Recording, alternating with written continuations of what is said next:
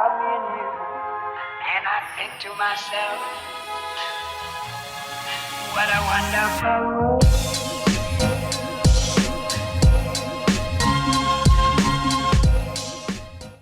Привет, меня зовут Олег, и я люблю путешествовать. Я посетил более 30 стран мира и при этом ни разу не летал на самолетах. А сейчас хочу вам рассказать об одной из своих поездок, это из Крыма до Эльбруса. Итак, начало 2022, а это уже моя вторая поездка в этом году. Сначала я провел несколько недель в пути по бескрайним степям Калмыкии и величественных гор Дагестана, а теперь решил отправиться к подножью самой высокой горы на территории Европы – к Эльбрусу. Уж так получилось, что в последние годы я много работал и мало отдыхал. И именно поэтому у меня накопилось солидное количество отпускных дней, которые мне надо было использовать. Но один большой отпуск мне не разрешили взять, поэтому у меня есть сейчас всего лишь 1 неделя. Я живу в Ялте, а из Крыма не особо-то богатый выбор направлений, куда можно было бы поехать. Недолго думая и вспомнив о чудесной природе Кавказа, я взял билет до Пятигорска. Место в плацкартном вагоне стоит от 1400 рублей. Ехать из Симферополя около 19 часов. Я очень люблю поезда. Обожаю сидеть у окна, пить чай и мечтательно смотреть горизонт, слушая стук колес. Кажется, путешествие – это лучшее лекарство от душевных болей. В вагоне у каждой полки имеются розетки, и это очень удобно. Еще есть Wi-Fi, поэтому по дороге можно нагуглить информацию обо всем, что будет ждать впереди. Свой маршрут я решил построить таким образом. Сначала Пятигорск и близлежащие к нему города. Это Железноводск, Ессентуки, а потом самое главное и интересное – долина горы Эльбрус. День 2. Я приехал в город Пятигорск.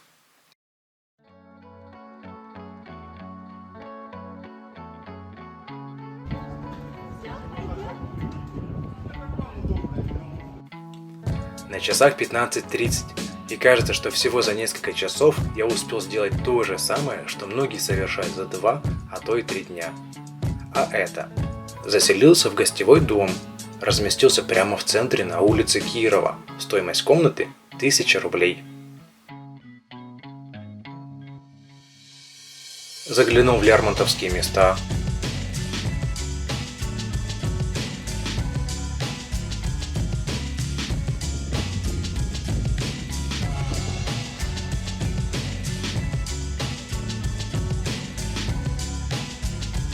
Пофоткал на смотровых площадках с чудесным видом на город.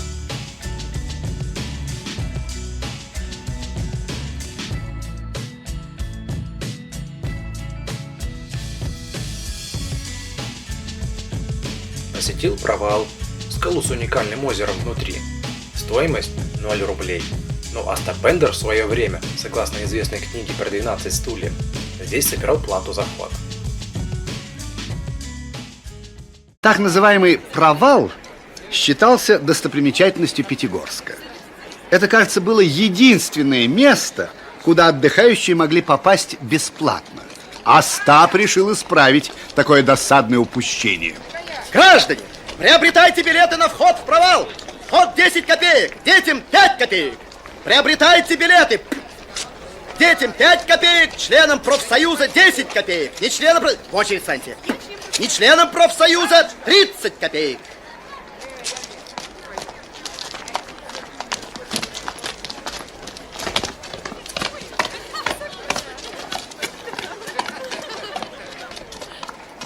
Почем билеты? Членам профсоюза 10 копеек. Но так как представители милиции могут быть приравнены к детям, то с вас по 5 копеек. Дайте нам 10 билетов. Скажите, с какой целью берется плата? С целью капитального ремонта Провала, чтобы не слишком проваливался. Заходите, прошу вас, осматривайте. Прошу, пожалуйста. А затем всего за 20 минут поднялся на гору Машук, 993 метра, и провел там закат с видом на огни Пятигорска.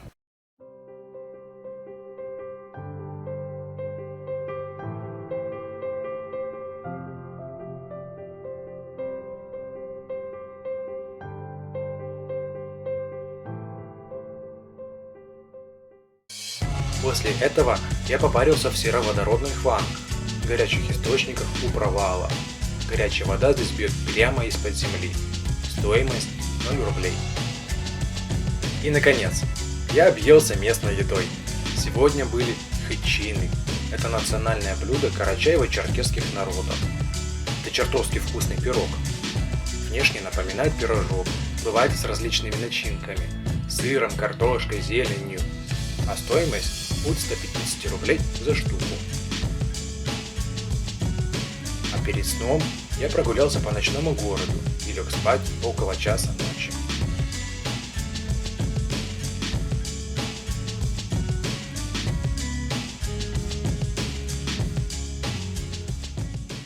Ой, этот рай.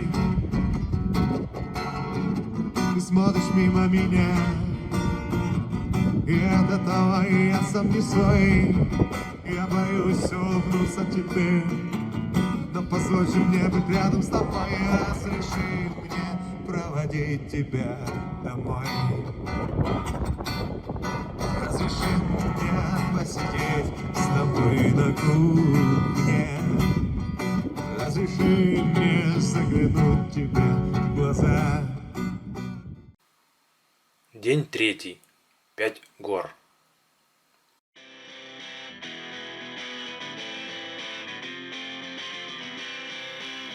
Бештау – самая известная и высокая гора в окрестностях Пятигорска. Именно от нее происходит имя города, так как название горы переводится как «5 гор». И, конечно же, я взобрался на ее вершину. Но сначала прогулялся к месту дуэли Лермонтова.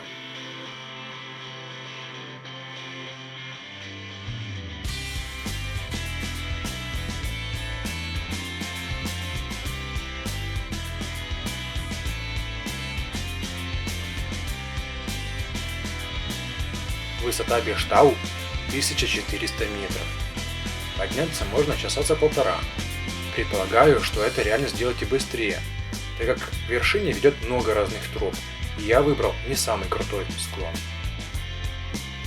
Поднявшись на Бештау со стороны Пятигорска, я спустился с другой стороны, в Железноводск, и, прогулявшись по городку, двинул за целебными водами в Ессентуки.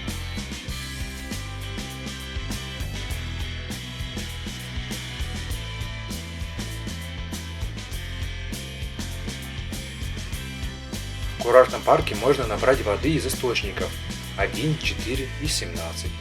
Отличаются они уровнем минерализации. Последняя из них самая соленая. Возможно, есть и другие номера. Стоимость литра минеральной воды 7 рублей, если набирать бутылку. И со стаканчика можно бесконечно долго и бесплатно.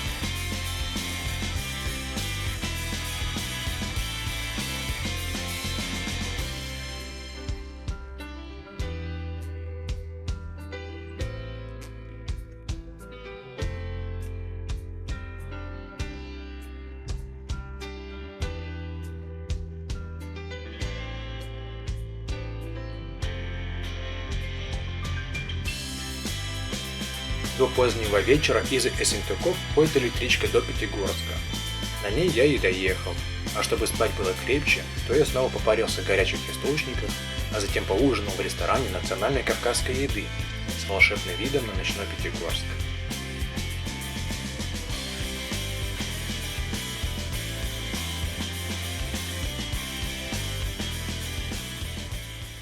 День 4. К большим горам.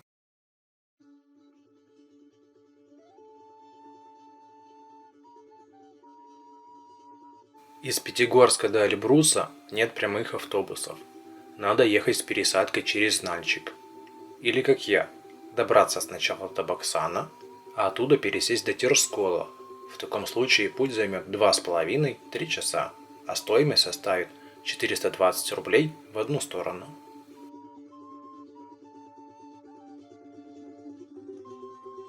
По приезду в Терскол я прогулялся по его окрестностям и затем отправился к поляне Азау.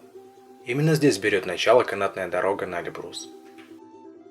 Сегодня я не буду подниматься наверх, ограничусь пешей прогулкой у горы. Тут красиво. Очень давно здесь я мечтал побывать. Наконец-то я под Эльбрусом. Вокруг меня такие прекрасные горы. Буду ночевать прямо у канатной дороги. Ну, это круто.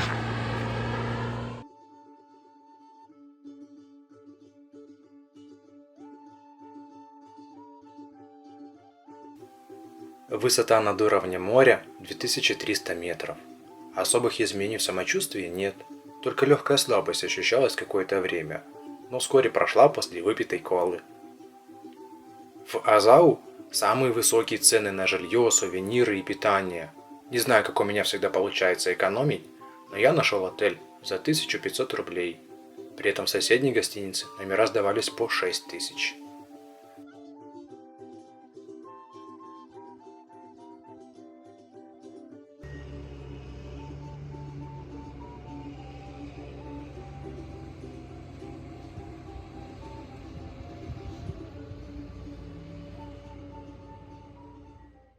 День 5.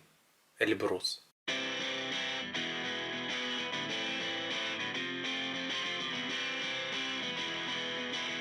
Доброе утро. Я сейчас только доем свой лагман и буду подниматься наверх.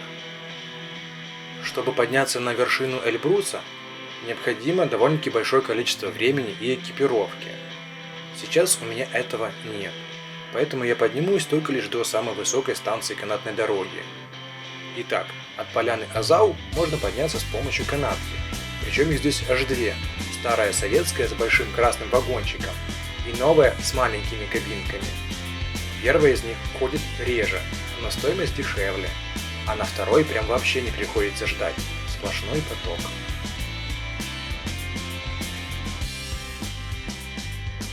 Цена советской канатки 800 рублей до станции Мир, которая находится на высоте 3500 метров. Как только я добрался до первой высокогорной станции, то понял, что мне срочно нужны очки. Глаза нереально сильно слепило, можно было и ослепнуть.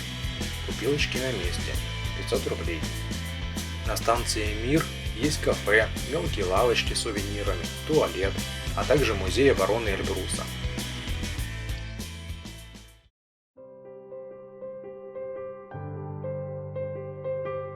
Затем я поднялся выше, до станции Гора-Баши. Стоимость билета от Мира 300 рублей на кресле, если ехать как я, а не на современной буржуйской кабинке. Гора-Баши находится на высоте 3800 метров. Это самая высокая станция канатной дороги, а также это наивысшая точка, на которой я когда-либо бывал.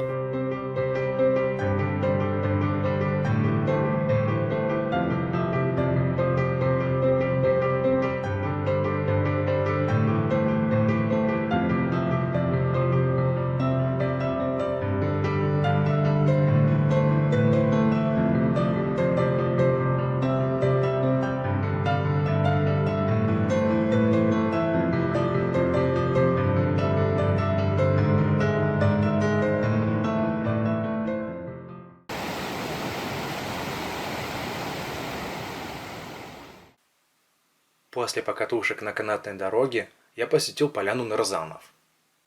Это удивительное место, где чуть ли не на каждом шагу можно найти источники минеральных вод. Вкус воды в каждом из родников разный, но все местные нарзаны богаты железом, оттого и цвет у ручейков соответствующий – ржавый.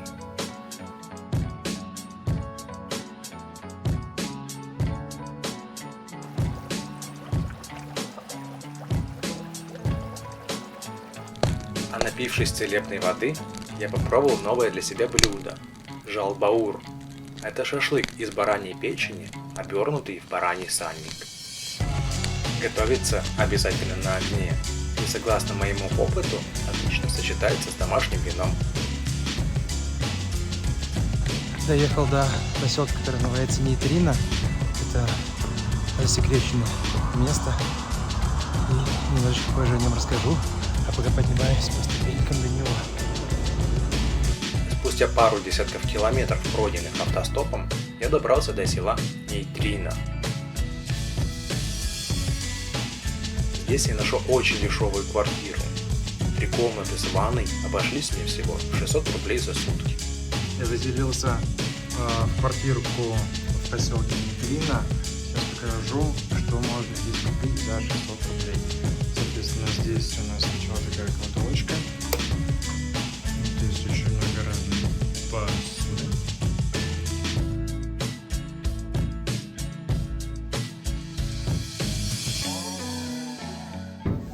Еще одна комната. Балкон.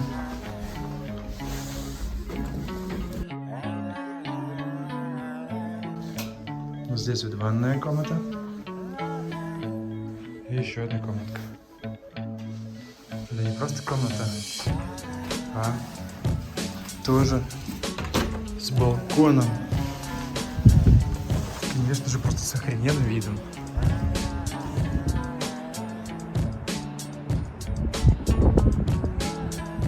Просто офигенно. День 6. Нейтрино.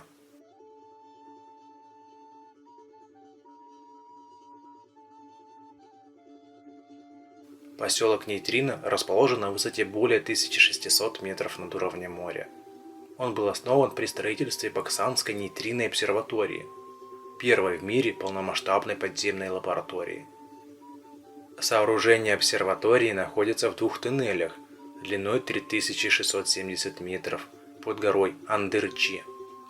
Экскурсии сюда не водят, а саму станцию неоднократно собирались закрыть.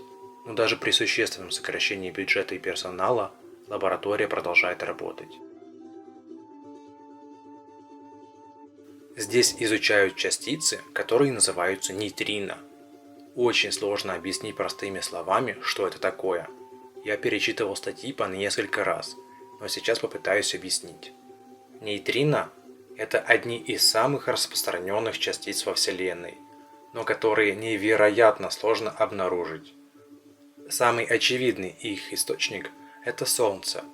В нем постоянно происходят ядерные реакции. И ученые подсчитали, что через каждый квадратный сантиметр земной поверхности проходит около 90 миллиардов солнечных нейтрино в секунду. При этом они засекаются детекторами очень редко. Любой посторонний шум от космических или земных частиц наверняка их заглушит. Поэтому стандартное размещение нейтринной обсерватории в шахте или в некоторых случаях под водой, чтобы выше лежащая толща блокировала ненужное излучение. Итак, нейтрино – это нечто очень маленькое, что было рождено ядерной энергией, например, на Солнце, и проходящее сквозь всю Вселенную насквозь, включая нашу планету. Изучение нейтрино часто сравнивают с работой археологов, восстанавливающих доисторические артефакты, с целью понять, какой жизнь была тогда. Лучшее понимание нейтрино может раскрыть тайны других элементов астрономии и физики, от темной материи до расширения Вселенной. Тема интересная, но село выглядит полузаброшенным и довольно бедным. Имеются 2 магазина и школа. Вокруг высоток расположены загоны для скота. Наглядный пример того, как Центр изучения физики, ввиду сокращения бюджета, переходит к выращиванию овец.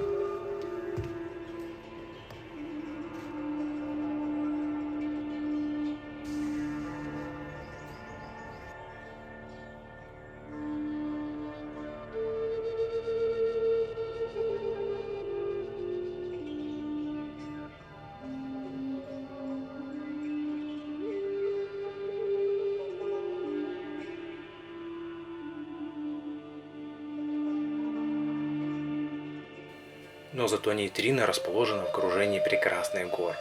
Здесь очень красиво. И я решил провести здесь весь день, а также остаться еще на одну ночь.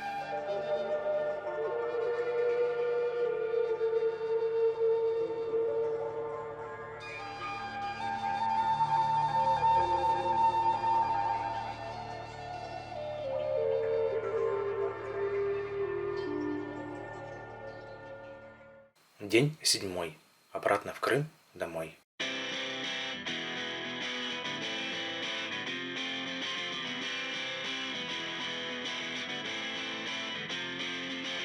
Приэльбрусье.